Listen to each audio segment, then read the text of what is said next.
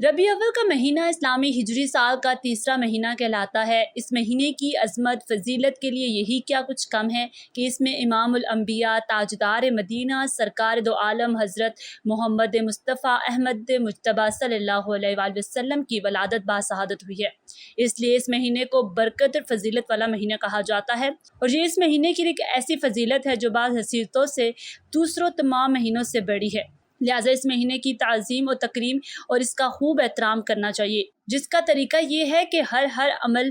میں حضور اقدس صلی اللہ علیہ وآلہ وسلم کی اتباع کا کامل اہتمام کیا جائے، اپنے عقائد و اعمال کی اصلاح کی جائے، شرک و بدعت سے بچا جائے، ہر قسم کے صغیرہ و کبیرہ گناہوں سے پرہیز کیا جائے، فرض نماز اور دیگر روزمرہ کی مختلف عبادات کی پابندی کی جائے، اپنی معیشت اور معاشرت اسلامی تقاضوں اور اسلامی روایات کے سانچوں میں ڈالی جائے، ہر قسم کے نت نئے رسم و رواج، نمود و نمائش اور اسراف سے فضول خرچی سے بچا جائے،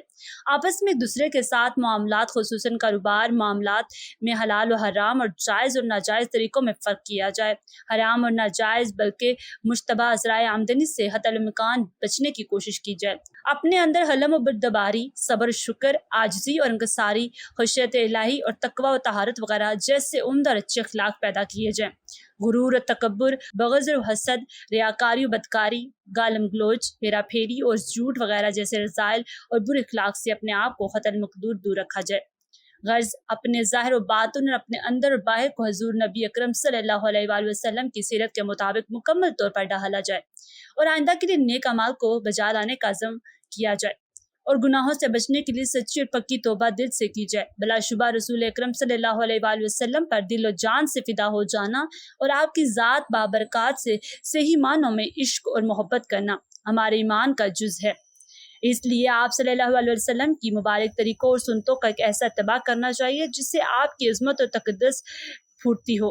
آپ صلی اللہ علیہ وسلم کے عشق و محبت میں اضافہ ہوتا ہے۔